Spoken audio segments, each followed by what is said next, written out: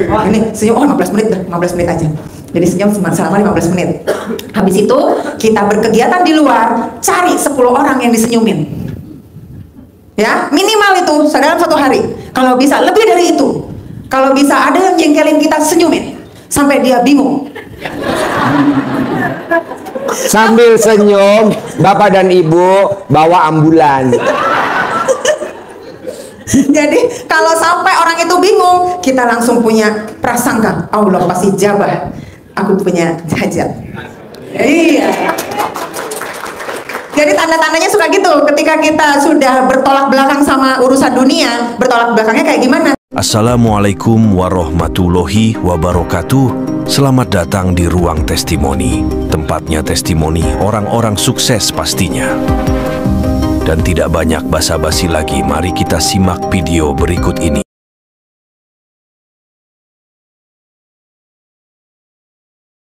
Nah, saya ulangi sekali lagi. Kesini buat apa?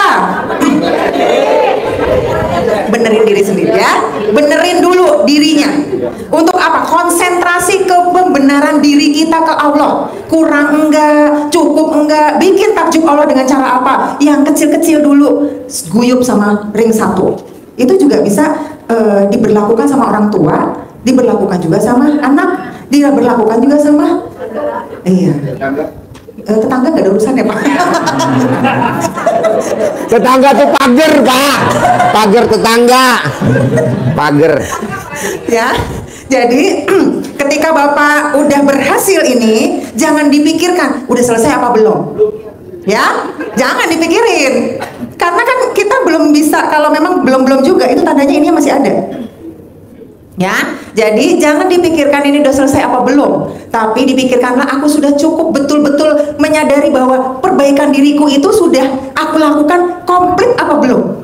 Ya. Jadi Bapak harus juga berpikir bahwa sudah komplit belum yang aku lakukan, sehingga nanti ada cara-caranya. Bapak tahu cara saya kemarin 17 kartu kredit itu dari mana? Penyelesaiannya dari 1 triliun ini saya dapat hadiah nggak tuh? Dapat. Ya, hadiah ya. Akhirnya bonus saya untuk itu. Tepuk tangan dong. Akhirnya saya 1 triliun, berarti kalau di pekerjaan saya kelihatan nggak? Kelihatan. Ya, tapi ini jabatannya belum naik Bu. Belum. Allah kasih saya naik haji gratis. Saya berangkat kemarin tahun 2024 untuk naik hajinya. Alhamdulillah. Setelah ini udah selesai nih, naik hajinya gratis ini udah kelar, saya ada rekornya, saya itu bagus pekerjaannya, apakah nggak saya dinaikkan pekerjaan dari saya? Pasti kan? Sehingga ini berkesinambungan semua, nyambung semua. Naik Bu Haji. Naik ke Bu Haji. Jadi kalau ini nyambung semua, berarti ketika kita dapetin masalah atau anugerah datang ke kita, makanya Pak Haji suka bilang kita harus go. Makanya Pak Haji selalu bilang kita harus terima. Bukan ikhlas ya, terima dulu ya. Terima, nanti ikhlas ngikutin. Jadi jangan bilang ikhlas, karena ikhlas itu, mohon maaf disclaimer dulu nih para penonton. Karena ikhlas itu dari pemahaman saya setelah saya dapat anugerah banyak, ikhlas itu adalah derajatnya di sini. Yang paling tinggi adalah terima, legowo, ikhlas. Kalau ikhlas, Bapak suka nggak gini? Ikhlas, saya ikhlas, ikhlas kok saya ngejalanin semua juga ikhlas. Sambil nesu-nesu. Derajatnya masih ikhlas gitu.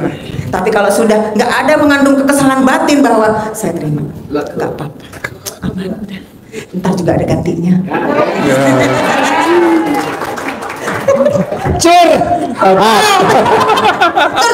Curcal. Nanti juga ada gantinya. Itu namanya terima di atasnya segalanya. Jadi bagaimana caranya kita itu fokus, bisa latihan untuk terima dari itu gampang. Iya. Makanya kenapa Pak Haji, karena kita susah untuk tersenyum karena mikir kan. Jadinya Pak Haji nyuruh 41 ya? 41. Suruh senyum. Kalau saya hitung-hitung 41 kali itu adalah sebanyak 15 menit. Jadi saya kalau ngitung kan agak ribet ya. Akhirnya saya hitung aja sendiri. Oh 15 menit ya udah. 1, 2, 3.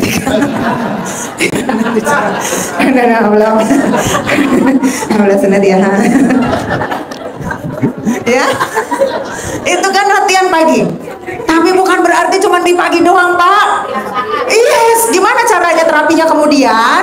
Setiap ketemu senyum. Kita tatapan begini Pak, yang pakai kupluk kita tatapan ini, senyum. Ya, ibu juga sama. Ketika keluar ketemu ada tetangga yang kemarin julid sama kita bahwa dia punya mobil mereknya A, kita cuma punya ini, tetap senyum. Ibu, apa kabar? Gimana Ibu Mari? Baik Mbak. Itu kan Allah jadi takjub karena kan aku sudah kasih. Situasi menjengkelkan, tapi ternyata aku nggak pakai. Allah nggak, jadinya takjub ke kita bahwa situasi yang menjengkelkan itu sudah kuhadirkan. Ternyata dia nggak pakai ya. Oh berarti dia itu tetap meyakini bahwa aku adalah pencipta yang dari segala-galanya. Ya, jadi senyum itu juga kunci. Latihannya dari bangun tidur Pak Haji 15 menit ya. Kalau mau dihitung aja nggak apa-apa. Tapi saya ada ribet ya kalau ngitung ya. Jadi mohon maaf ya Pak Haji. Jadi saya kemarin udah 15 menit. Oh itu ini senyum 15 menit, 15 menit aja. Jadi senyum selama 15 menit. Habis itu kita berkegiatan di luar, cari 10 orang yang disenyumin. Ya, minimal itu dalam satu hari. Kalau bisa lebih dari itu. Kalau bisa ada yang jengkelin kita, senyumin sampai dia bingung. Sambil senyum, Bapak dan Ibu bawa ambulan. Jadi kalau sampai orang itu bingung, kita langsung punya prasangka Allah pasti jabah. Aku punya hajat. Iya. Jadi tanda-tandanya suka gitu. Ketika kita sudah bertolak belakang sama urusan dunia, bertolak belakangnya kayak gimana? Ketika kita tersenyum dan menerima orang yang sudah jengkelin kita, tapi kita nggak ada apa-apa sama dia, terus dia kaget. Nah itu tandanya. Tandanya dikit lagi dijabah. Amin. Iya, sama halnya dengan kalau ada yang pernah dapat arahan dari Pak Haji untuk kasih sedekah ke pembersih WC. Ya. Ada ya? Pembersih WC itu kalau sampai, ya Allah Ibu, makasih ya Bu ya, ya Allah Bu, ya Allah Pak, makasih banyak ya Pak. Itu tanda-tanda dijabah. Amin. Berarti Ibu dan Bapak sudah memberikan pembersih WC itu di luar ekspektasinya atau di luar dugaannya. Ketika di luar dugaannya sudah dia punya perasaan itu, berarti itu benar-benar tanda-tanda mau diijabah yang kita punya hajat. Ya tanda-tandanya itu, ya. Oke, jadi ulang lagi nih dari awal. Kita kesini ngapain? Memperbaiki diri.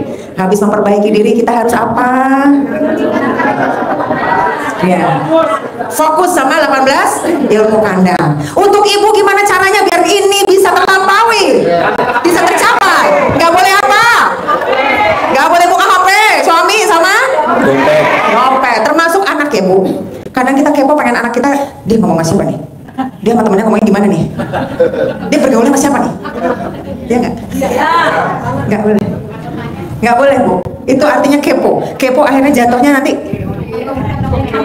Nggak boleh, nggak boleh. Udah, biar. Iya, jadinya apa di sini? Ada kan? Iya kan? Ya, itu termasuk anak. Bapak juga ya. Kalau Bapak kayaknya nggak kepo-kepo kayak Ibu lah. Bapak nggak kepo-kepo kayak Ibu lah kayaknya. Iya. Makanya jangan pernah buka buat anak sama suami. Karena gini Bu, mereka itu yang jaga siapa ya? Allah. Jangan belagu kita yang jagain. Bener gak? Ya. Yang jaga siapa? Allah. Iya, kita jangan belagu anakku itu aku yang dia masih kecil, dia harus perlu penjagaan lebih dari saya. Siapa lu? Terkuatkah? Bawa bunting 9 bulan aja udah gini-gini. Siapa yang buntingin? Bapak. Ibu apa yang kuat? Hah? Jangan sok kuat Bu. Semua anak, suami yang bikin kita khawatir itu siapa yang jaga? Allah. Biarkan Allah yang jaga, kita pasrahkan ke Allah. Nggak usah ke. Jadi buka dompet sama buka HP-nya siapa aja nggak boleh. Tambah lagi. Tambah lagi maknanya. Ya, nggak boleh ya Bapak Ibu. Kita pasrahkan ke Allah. Kalau memang jalan ceritanya, pasti kita punya prasangka ke Allah baik. Jalan ceritanya anak dan suami kita tuh baik-baik aja. Ya, setuju ya? Ya. Karena yang jaga semua itu adalah kita nggak punya kekuatan apapun. Karena kita cuma manusia yang jalanin hidup di dunia sesuai dengan apa yang dihadapkan sama Allah. Itu dia namanya syukurin, nikmatin, jalanin. Ya, saya balik ke sini. Kira-kira Bapak apa yang harus dijaga dari ibu. Dompet atas bawah. Bapak ibu pokoknya harus legowo, bapak harus legowo, ibunya gini modelnya. Nerimo legowo, jangan dibatin. Bapak batin, nggak keluar omongan, bapak batin, wes iki ilang kabeh. Ilang kabeh, Pak. Gagal maning wes. Ya. Abis ini nanti presentasinya di Purwokerto. Gagal maning pokoknya, Pak ya. Jadi bapak harus legowo, terima apa yang memang ibu itu kodratnya begitu, diem aja udah, jangan dikomenin. Ya, terima. Oke? Kalau bapak udah terima, otomatis magnetnya ini jadi diam. Nanti kan dia mikir, kenapa laki gue sekarang gini? Dia kesambet tapi gak pernah ngoceh-ngoceh, dia kagak mau. Nah sekarang satu lagi, bapak kan mikir kan, ya pikirannya harus dibuang kan. Kalau disenggol sama bininya, jangan mikir utang, harus mau. Ya, ibu juga nggak boleh ada tabu-tabu ya. Ya, nawarin duluan. Kalau perlu tangkap di depan kamar mandi. Wow. Dengan serokan ikan. Ya, jadi itu kunci-kuncinya.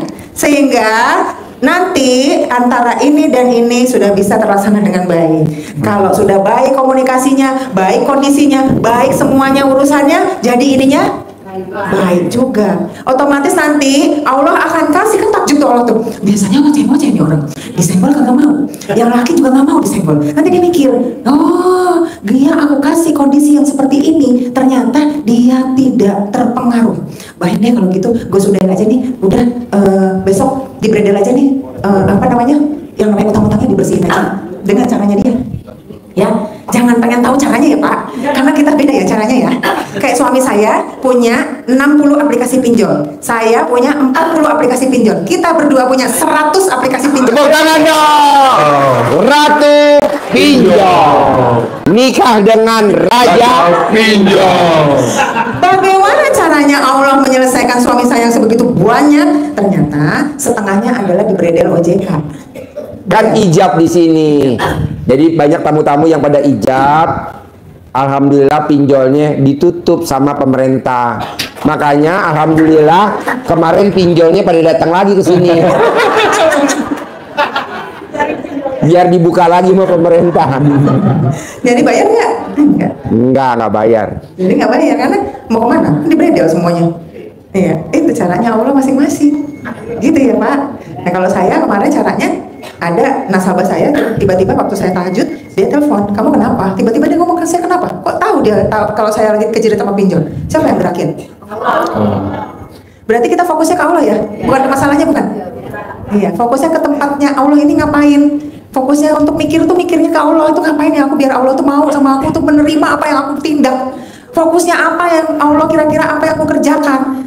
Benerin diri itu gimana Allah gitu. Fokusnya ke situ, otomatis ini yang ikut kan? Kalau ibu-ibu kan enggak. Harusnya ibu-ibu fokusnya ke Allah juga. Caranya apa? Ridhonya Allah, ridhonya suami. Nah, makanya bapak dan ibu menang banyak. Apa? Menang banyak. Suami menang banyak suami. Emang begitu kan? Ridhonya Allah, ridhonya Suami.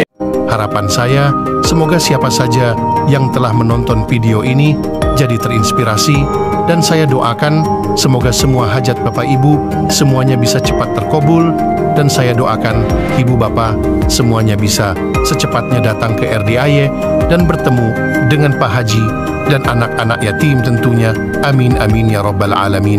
Assalamualaikum warahmatullahi wabarakatuh.